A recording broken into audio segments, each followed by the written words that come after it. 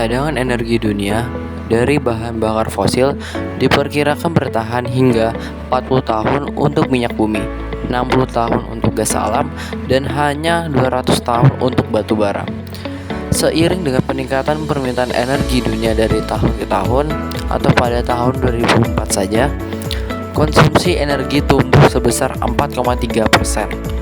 Sumber energi masih terbatas, dan untuk melindungi planet ini dari pemanasan global dan polusi, diperlukan sumber energi terbarukan.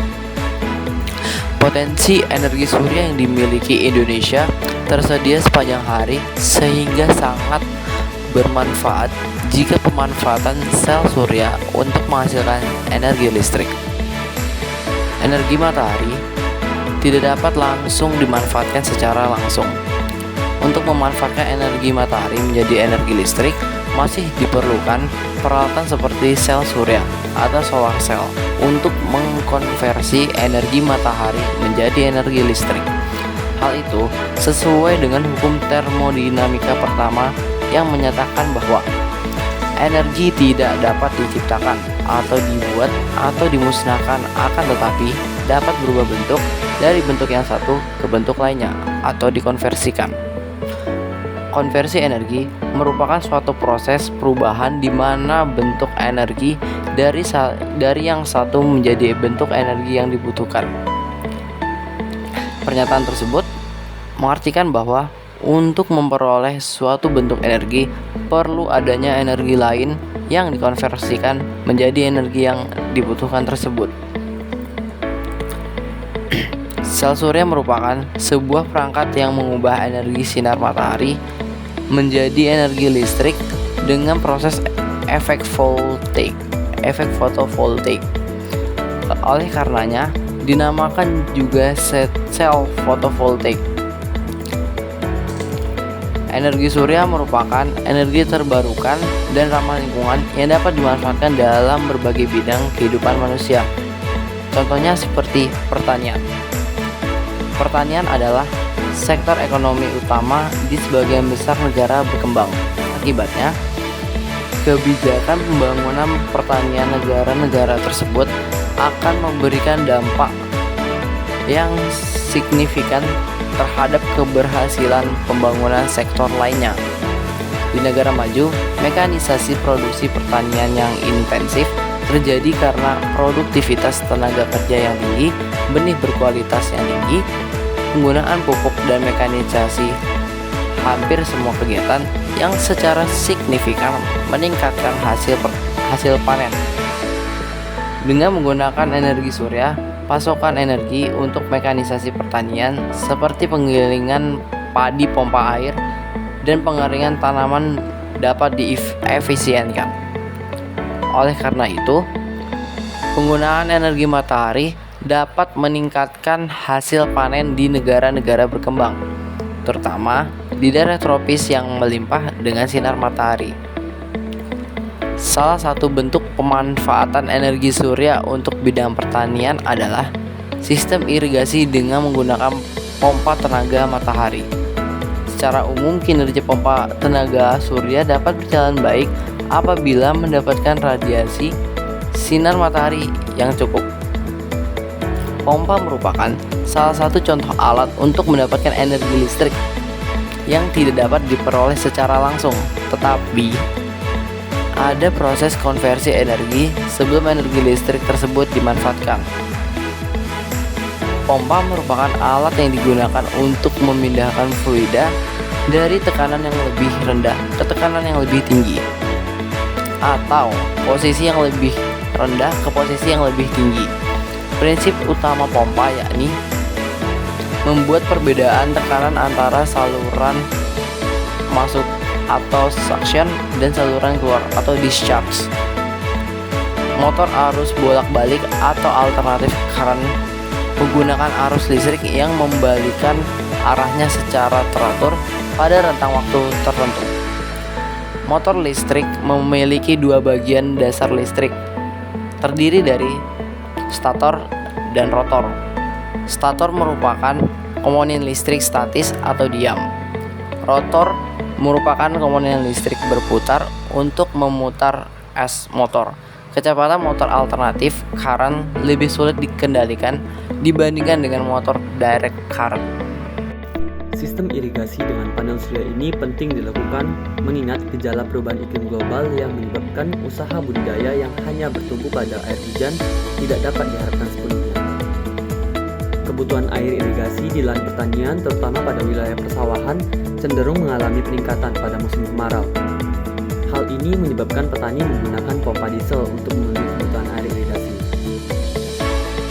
Apribowo pada tahun 2017 juga menjelaskan, pompa diesel menggunakan bahan bakar BBM yang sangatlah mahal, boros, dan tidak efektif, serta tentunya tidak ramah bagi lingkungan. Sehingga dibutuhkan alternatif pemanfaatan panel surya ini untuk energi penggerak pada pompa, yang harganya relatif lebih murah dan ramah lingkungan. Tetapi, pompa dengan panel surya ini memiliki kelemahan, yaitu tidak bisa memompa air pada saat gelap. Untuk mengatasi kekurangan tersebut, diperlukanlah lithium-ion baterai yang sebelumnya disambungkan terlebih dahulu dengan solar charge controller. Solar charge controller sendiri adalah salah satu komponen di dalam sistem pembangkit listrik tenaga surya yang berfungsi sebagai pengatur arus listrik baik terhadap arus yang masuk dari panel surya maupun arus beban keluar atau yang digunakan. Bekerja untuk menjaga baterai dari pengisian yang berlebihan. Solar charge controller mengatur tegangan dan arus dari panel surya ke baterai.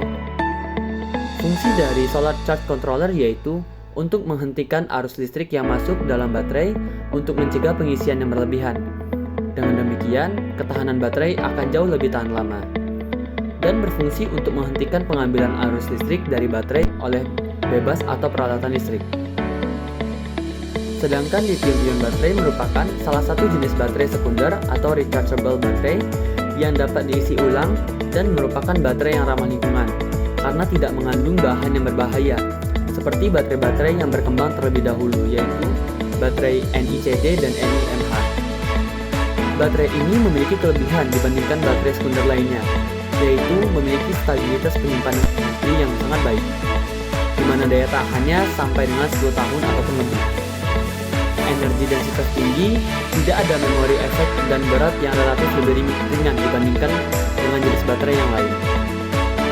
Sehingga dengan berat yang sama, energi yang dihasilkan baterai lithium 2 kali lipat dari baterai jenis lainnya.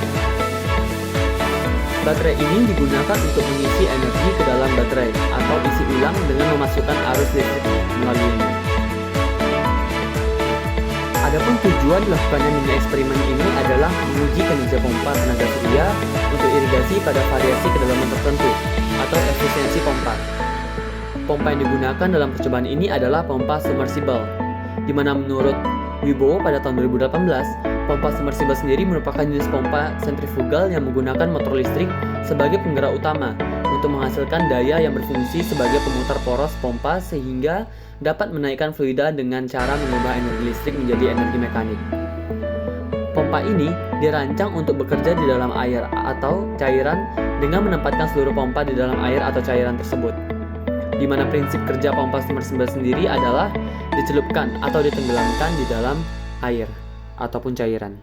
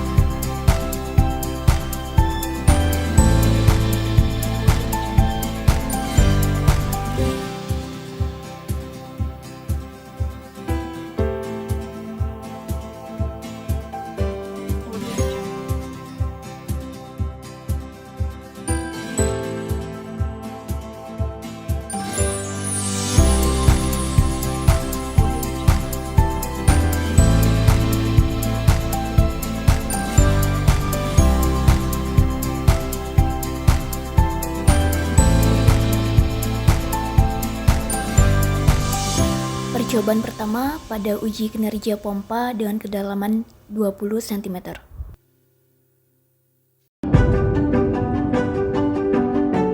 Berikut rangkaian alatnya, yaitu kami menggunakan pompa submersible, di mana nanti pompa tersebut dicelupkan ke dalam galon.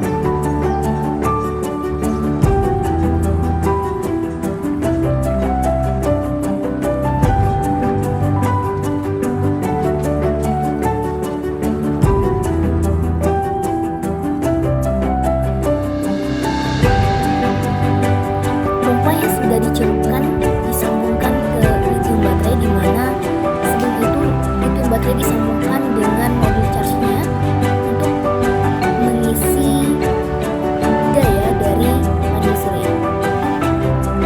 Dari sini kita lihat bahwa aliran dari galon menuju ke tangki, lalu tangki itu mengalirkan ke irigasi sawahnya.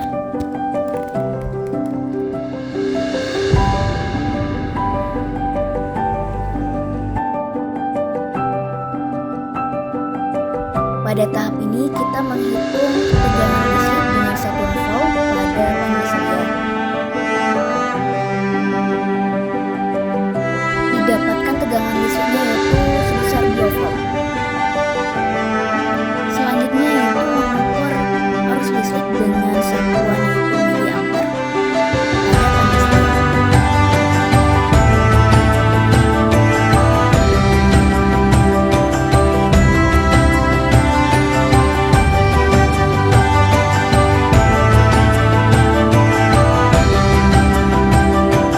Didapatkan hasil dari arus listriknya yaitu sebesar 225 mA jika diubah ke ampere yaitu sebesar 0,225. Selanjutnya kita mengukur hambatan yaitu dengan satuan ohm pada panel surya.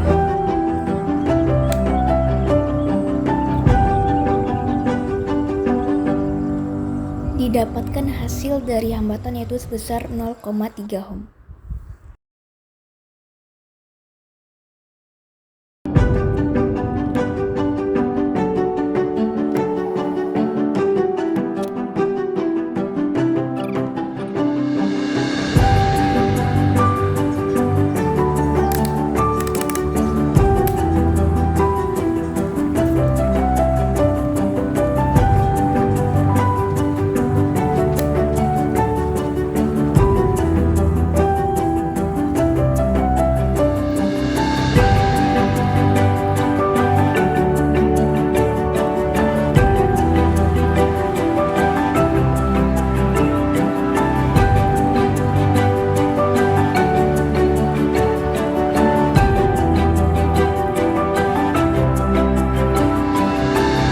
Pada pompa didapatkan nilai tegangan listrik sebesar 4,1 volt. Pada pengukuran arus listrik didapatkan nilai sebesar 230 mA atau sebesar 0,23 ampere.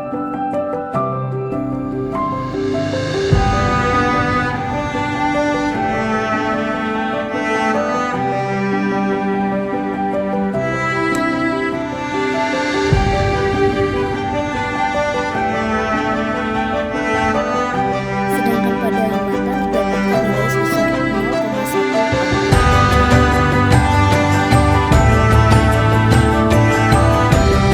Percobaan kedua yaitu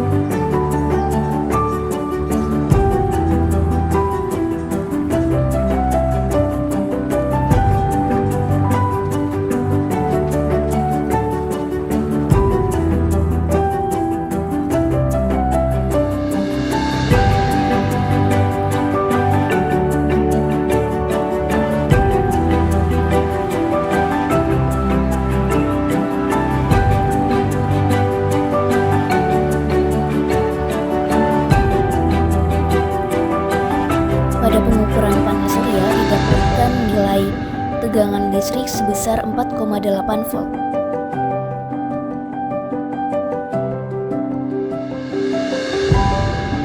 Hasil pengukuran dari arus listrik didapatkan nilai sebesar 250 mA atau sebesar 0,25 ampere.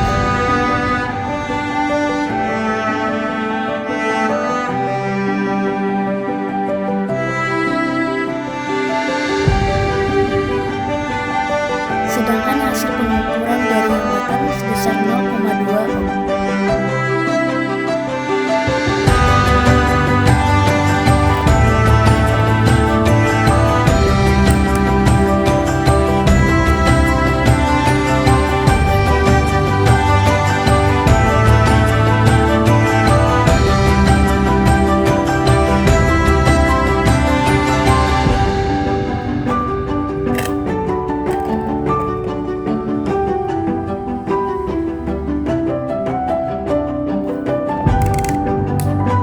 Selanjutnya itu untuk menghitung baterai, didapatkan tegangan listrik sebesar 4,1 volt.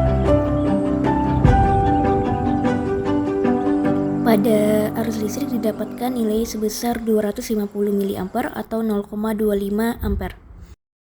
Untuk volt, untuk ohm, dan untuk nilai hambatan didapatkan nilai sebesar 0,2 ohm.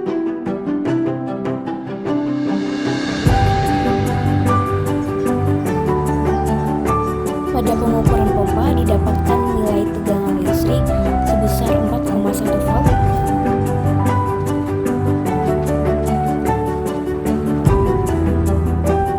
Untuk nilai arus listrik didapatkan 250 mA atau 0,25 ampere.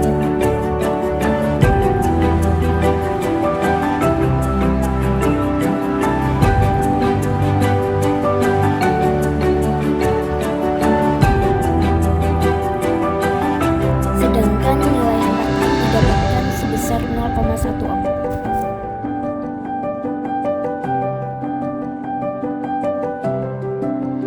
Selanjutnya adalah percobaan ketiga, yaitu uji kinerja pompa pada kedalaman 65 cm. Pada rangkaian alat percobaan ketiga ini sama halnya dengan percobaan 1 dan 2, di mana pompa submersible disambungkan ke baterai lithium. Nah, di baterai lithium itu sudah dipasang model charge yang sudah diisi dayanya dari panel surya.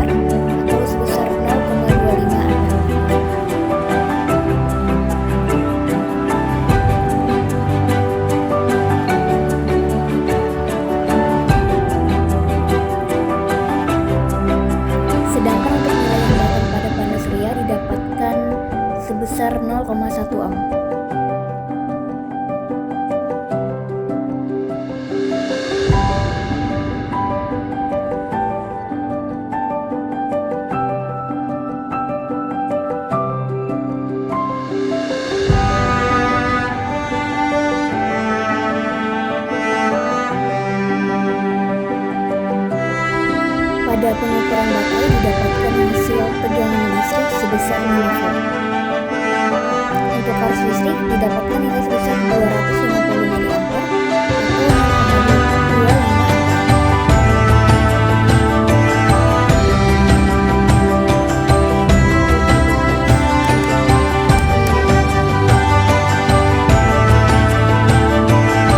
Hambatan didapatkan hasil sebesar 0,1 ohm.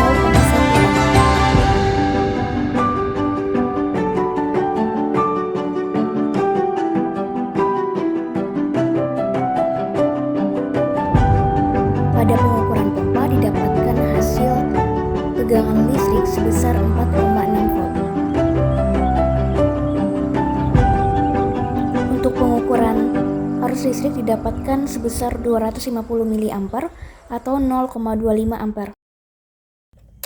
Untuk ohm dan terakhir pada pengukuran hambatan didapatkan senilai 0,1 ohm. Dalam mini eksperimen kali ini, kelompok kami membuat sistem irigasi dengan panel surya uji kinerja pompa.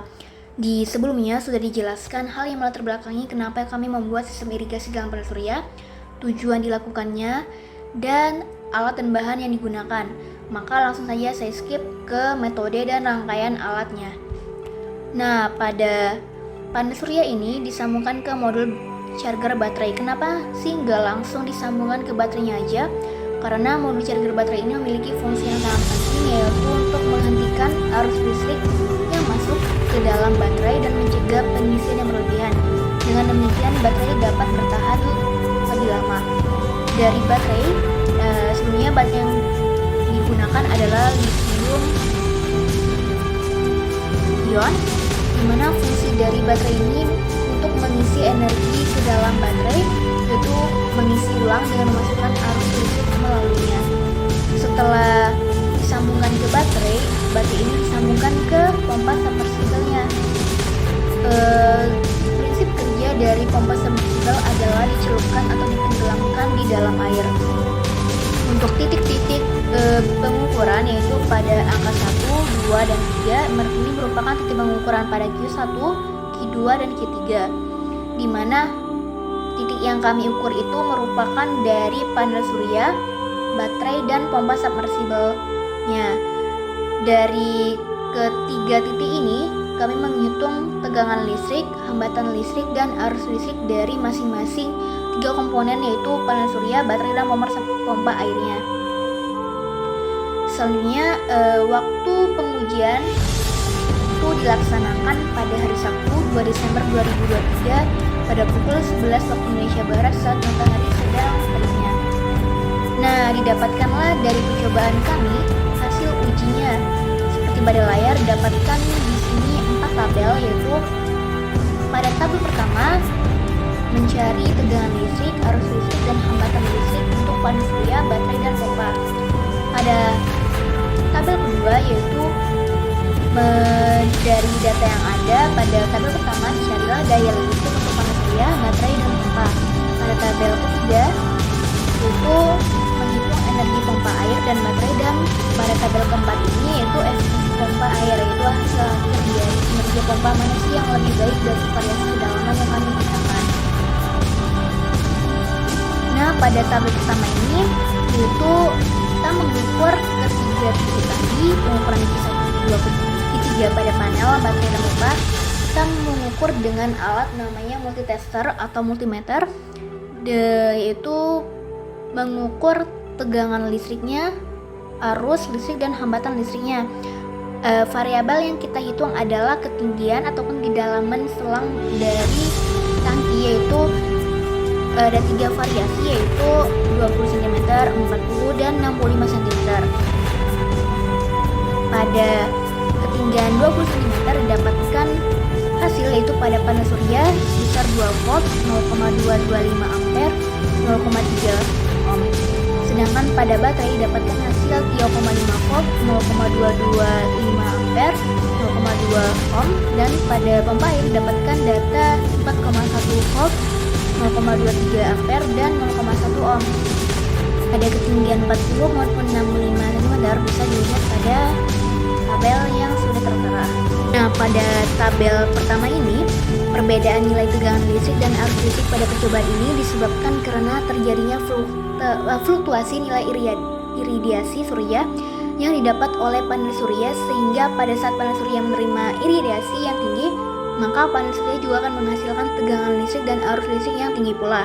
Nah, dari tabel ini kita bisa menghitung daya listrik dari panel surya, pompa, dan baterai dengan menggunakan rumus yaitu P sama dengan V kuadrat per R, di mana V ini merupakan tadi tegangan listrik dan R ini adalah hambatan listrik. Dari data yang ada, seperti panel surya contohnya, kita bisa memasukkan misalkan voltnya itu dari data yang ada 2 kuadrat per 0,3 ohm, didapatkan daya listriknya sebesar 13,3 watt. Sama seperti perhitungan dengan rumus yang ada, tinggal masukkanlah data-data yang diperoleh dari volt dan hambatan dari panel surya, baterai maupun pompa air, dicari pada masing-masing variasi kedalaman ini. Didapatkanlah nilai wattnya segini pada panel surya, wattnya segini pada panel surya, baterainya segini pada daya listriknya, daya listrik pada pompa airnya didapatkan nilai segini. Nah, pada tabel ini didapatkan bahwa semakin besar nilai hambatan, maka daya listrik yang dibutuhkan panel surya, baterai, maupun pompa akan semakin sedikit. Nah, dari daya listrik, baterai, dan pompa air yang sudah dihitung, kita bisa memasukkan data ke pencarian energi pompa air dan energi baterai. Pada energi pompa dan air ini memerlukan variabel waktu. Diperolehlah waktu pada beberapa variasi kedalaman. Nah, pada kedalaman 20 cm didapatkan waktu selama 15 detik. 15 detik ini dari selang naik ke tangki yang menuju ke irigasi sawahnya. Pada kedalaman 30 cm didapatkan waktu selama 20 detik, dan pada kedalaman 65 cm didapatkan waktu selama 35 detik. Nah, dilihat dari data yang ada bahwa semakin dalam selang itu berada pompa dari sumber air, maka semakin lama pula waktu yang diperoleh air untuk mengaliri irigasi sawahnya. Dari data yang ada, yaitu waktu dan energi pompa maupun energi baterai, didapatkanlah kita bisa menghitung energi pompa dan energi baterai dengan rumus yaitu Q sama dengan P dikali T. P itu adalah daya listriknya, T itu adalah waktunya. Masukkanlah di sini tiap-tiap kedalamannya dan maupun P pompa maupun Q baterai. Dari rumus yang ada diperoleh data yaitu pada ketinggian kedalaman 20 cm, Q pompanya yaitu sebesar 2521,5 joule, pada energi baterainya sebesar 9918,75 joule. Pada kedalaman 40 cm didapatkan energi pompa bekerja sebesar 3362 joule, dan energi pompanya yaitu sebesar 1691. Dan pada kedalaman 65 cm didapatkan energi pompa yang sebesar 7406 joule, dan energi baterainya sebesar 8750 joule. Nah, dari data yang ada itu perbedaan nilai energi yang dihasilkan pompa air dikarenakan lamanya waktu pompa air bekerja. Semakin lama waktu pompa air bekerja, maka energi listrik yang dihasilkan pompa air semakin besar pula. Pada percobaan ini, waktu pompa air bekerja berpengaruh terhadap besarnya energi listrik yang dihasilkan dari baterai. Pompa air yang dihidupkan dari energi listrik disuplai oleh baterai. Hal ini menegaskan bahwa semakin besar energi listrik yang disalurkan baterai, maka semakin lama pula pompa air bekerja. Kita bisa menghitung efisiensi pompa air bekerja. Nah, dengan dari data yang ada, yaitu kita bisa menggunakan rumus yaitu efisiensi pompa sama dengan Q out per Q in dikali 100%. Di mana kiot itu merupakan dari pompa, sedangkan Qin dari energi baterainya. Dengan rumus yang ada, masukkanlah data Q pomnya dan Q baterainya. Didapatkanlah hasil dari rumus yang ada. Pada ketinggian kedalaman 20 cm, efisiensi pompanya 274%. Pada kedalaman 40 cm, efisiensi pompa sebesar 200%, dan pada kedalaman 65 cm, efisiensi pompa bekerja sebesar 85%. Dari data yang ada, dari tabel yang ada, kita dapat membuat grafik hubungan efisiensi pompa dengan kedalaman. Berikut adalah grafik hubungan efisiensi pompa dengan kedalaman sumber air. Nah, dilihat dari grafik ini, dia efisiensi pompa dan kedalaman itu berbanding. Si grafik yang ada dapat disimpulkan bahwa semakin dalam kedalaman sumber air, maka semakin menurun efisiensi pompa. Begitu pula sebaliknya. Ini karena semakin tinggi kedalaman sumber air, semakin sulit pompa